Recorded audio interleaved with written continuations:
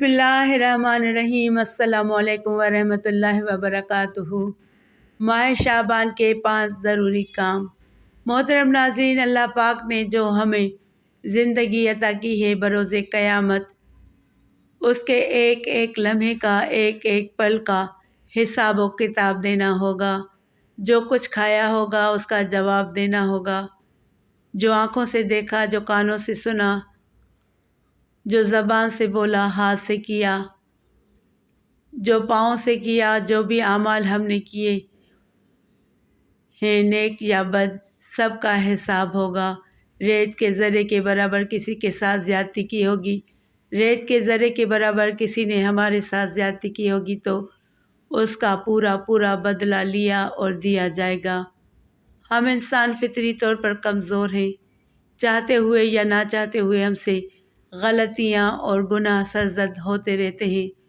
آنے والے 2 مہینے ماہ شعبان اور ماہ رمضان رحمتوں والے، برکتوں والے اور بخشش والے ہیں۔ اس لیے ان 2 مہینوں میں اور خاص طور پر شعبان کے مہینے کے اندر یہ 5 کام ہر مسلمان مرد اور عورت کو ضرور کرنے چاہیے تاکہ ہماری سابقہ زندگی کی غلطیوں، کوتاہیوں اور سرزد ہونے والے گناہوں کی بخشش کا سبب بن سکیں۔ اس مہینے یعنی ماہ شعبان کے اندر سب سے پہلا کام یہ کرنا ہے کہ آپ اس کے چاند کو دیکھنے کا اہتمام کریں۔ ویسے تو ہر مہینے کا چاند دیکھنا سنت ہے، لیکن آپ صلی اللہ علیہ وآلہ وسلم شعبان کے مہینے کا چاند بہت زیادہ اہتمام کے ساتھ دیکھا کرتے تھے۔ دار قطنی میں ایک حدیث ہے جس کا مفہوم کچھ اس طرح ہے کہ حضرت عائشہ صدیقہ رضی اللہ تعالیٰ عنہ سے روایت ہے کہ آپ صلی اللہ علیہ وآلہ وسلم جتنا شعبان کے مہینے کے چاند کو دیکھنے کا اہتمام کرتے تھے، حفاظت کرتے تھے، اتنا کسی اور مہینے کے لیے نہیں کرتے تھے۔ تو اس لیے اس کے چاند کو دیکھیں، اس وجہ سے کہ ایک تو یہ مہینہ برکتوں والا ہے، اس کے بعد رمضان کا مہینہ آ رہا ہوتا ہے، تو جب ہم اس کا چاند دیکھیں گے، اس کی تاریخوں کو گنیں گے تو ہم رمضان المبارک کا انتظار ماہ شعبان کرنے والے بن جائیں گے۔ ماہ شعبان میں دوسرا کام یہ کرنا ہے کہ اللہ سے ہدایت کی دعا مانگے، اپنے لیے، اپنے گھر والوں کے لیے، دوست احباب کے لیے، رشتہ داروں کے لیے، ہمسایوں کے لیے کہ یا اللہ پاک، ہم کمزور ہیں، گناہ گار ہیں، لیکن آپ کی رحمت ہمارے گناہوں سے زیادہ ہے، ہمارے گناہوں سے بڑی ہے۔ یا اللہ اپنی رحمت سے ہمیں ہدایت یافتہ لوگوں میں شامل فرما۔ جو ہم نے زندگی میں غلطیاں، کوتاہیاں کی ہیں، اپنے کیے پر شرمندہ ہیں، یا اللہ ہمیں معاف فرما دے۔ بے شک آپ کے علاوہ ہمارا کوئی نہیں جو ہمیں معاف فرما سکے۔ یا اللہ پاک، ماہ شعبان برکتوں والا مہینہ ہے، پورا سال ہمارے دل جو غافل رہے، غفلت بھری زندگی جو ہم گزار چکے ہیں، یا اللہ اپنی رحمت سے ماہ شعبان اور ماہ رمضان اور آنے والی بقیہ زندگی کو قیمتی بنا دے، قرآن و سنت پر عمل کی توفیق عطا فرما دے۔ ماہ شعبان میں برکت کے لیے دعائیں کریں، اپنے لیے بھی برکت کی دعائیں کریں اور دوسروں کے لیے بھی کریں، اس لیے کہ جو آدمی دوسروں کے لیے دعا کرتا ہے تو اس کی دعا جلد قبول ہوتی ہے۔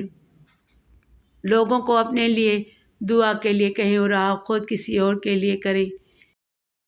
اس مہینے کے اندر اللہ تعالیٰ سے برکتیں مانگیں کہ اے اللہ، اس مہینے کی جتنی بھی برکتیں ہیں ہمیں ان سے محروم نہ کرنا، بلکہ وہ ساری برکتیں ہمیں عطا فرما جو اس مہینے کے اندر ہیں۔ ماہ شعبان میں تیسرا کام جو کرنا ہے وہ ہے روزوں کی کثرت۔ اس مہینے کی برکتوں کو سمیٹنے کے لیے کثرت سے روزے رکھیں۔ حضرت عائشہ صدیقہ رضی اللہ تعالیٰ عنہ فرماتی ہیں کہ نبی پاک صلی اللہ علیہ وآلہ وسلم لگاتار روزے رکھتے تھے، یہاں تک کہ ہم کہتے تھے کہ ابھی آپ صلی اللہ علیہ وآلہ وسلم روزے نہیں چھوڑیں گے، اور پھر آپ صلی اللہ علیہ وآلہ وسلم کبھی روزہ چھوڑ بھی دیتے تھے۔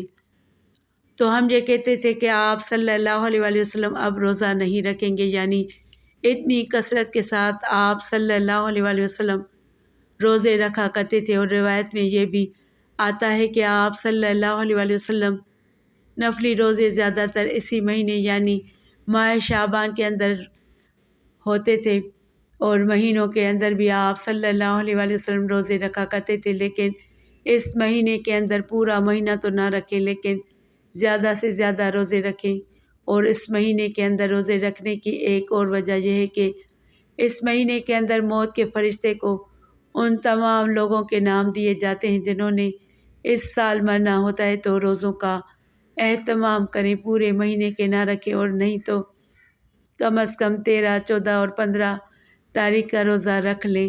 اگر زیادہ بھی رکھ سکتے ہیں تو رکھیں، پورے مہینے کے نہ رکھیں اکثر، اور اس ماہ شعبان کے روزے رکھ لیں۔ ماہ شعبان کے اندر چوتھا کام جو آپ نے کرنا ہے وہ ہے رمضان کی تیاری کرنا۔ رمضان المبارک کے لیے اس مہینے کے اندر اپنے آپ کو تیار کریں۔ تیاری کیسی کہ اس مہینے کے اندر آپ کثرت کے ساتھ روزے رکھیں گے تو آپ روزوں کے عادی ہو جائیں گے، عادت بن جائے گی۔ اور جیسے کہ رمضان برکتوں کا مہینہ ہے، ثواب کمانے کا مہینہ ہے، تو اس لیے شعبان کے مہینے سے ہی ثواب کمانا شروع کر دیں۔ غریب لوگوں کے اوپر خرچ کریں، صدقہ کریں، لوگوں کے حقوق کا خیال رکھیں۔ ویسے تو پورا سال یہ کام کرنا چاہیے لیکن رمضان کی وجہ سے، رمضان کی برکتوں کی وجہ سے اس مہینے کے اندر نیکیوں والے کام زیادہ سے زیادہ شروع کر دیں، اور انہی کاموں کی وجہ سے آپ کے رمضان کی تیاری بھی ہو جائے گی۔ اور اس مہینے یعنی ماہ شعبان کے اندر جو 5واں کام آپ میں نے اور ہم سب نے کرنا ہے وہ ہے شب برات کی عبادت۔ شب برات شعبان المعظم کے مہینے کی 15ویں رات ہے۔ اس رات کی فضیلت احادیث میں بہت زیادہ بیان کی گئی ہے۔ اللہ تعالیٰ شعبان کی 15ویں رات کو اپنی مخلوق کی طرف متوجہ ہوتا ہے، اور پھر اللہ تعالیٰ مشرک اور بغض رکھنے کے علاوہ سب کی مغفرت فرما دیتا ہے۔ اور اسی طرح بیان فرمایا کہ اس رات میں اللہ تعالیٰ موت کے فرشتے کی طرف ہر اس جاندار کی روح قبض کرنے کی وحی بھیجتے ہیں جن کے مرنے کا اللہ تعالیٰ کی طرف سے ارادہ کیا جاتا ہے، یعنی ان تمام جانداروں کی روح کے بارے میں بتا دیا جاتا ہے کہ اس سال میں فلاں فلاں کی روح قبض کرنی ہے، ایسے تمام نام دیے جاتے ہیں۔ تو جب اس رات کو آپ عبادت کریں گے تو اللہ تعالیٰ کی طرف سے متوجہ ہوں گے، تو آپ کا بھی اس حال میں نام آئے گا کہ اللہ تعالیٰ آپ سے خوش ہوگا۔ اور اسی طرح شب برات کے اندر نیکی کا کام یہ ہے، آپ شعبان کی 15ویں رات یعنی شب برات کو اٹھ کر عبادت کریں۔ اکٹھے ہو کر کرنا ضروری نہیں ہے، گھر میں کہیں بھی آپ عبادت کر سکتے ہیں، جتنے چاہیں آپ نوافل پڑھیں اس رات کو، انشاءاللہ آپ کے لیے بہت زیادہ ثواب لکھا جائے گا۔ اور اسی طرح شب برات کو آپ جتنے بھی مسلمان فوت ہو چکے ہیں یا آپ کے عزیز وغیرہ کوئی بھی فوت ہو چکا ہے ان کے لیے دعائے مغفرت کریں، آپ اللہ تعالیٰ کے بہت زیادہ قریب ہو جائیں گے، رمضان کی تیاری بھی ہو جائے گی اور آپ کا ثواب بھی کما لیں گے۔ محترم ناظرین، ویسے تو ہر پل ہماری زندگی کا اہم ہے لیکن ماہ شعبان ہمارے لیے بہت ہی اہم ہے، کیونکہ اس کے بعد ماہ رمضان کا مہینہ آتا ہے۔ ماہ رمضان ماہ شعبان سے متصل ہے، ماہ شعبان کا بھی ایک ایک لمحہ ہمارے لیے قیمتی ہے۔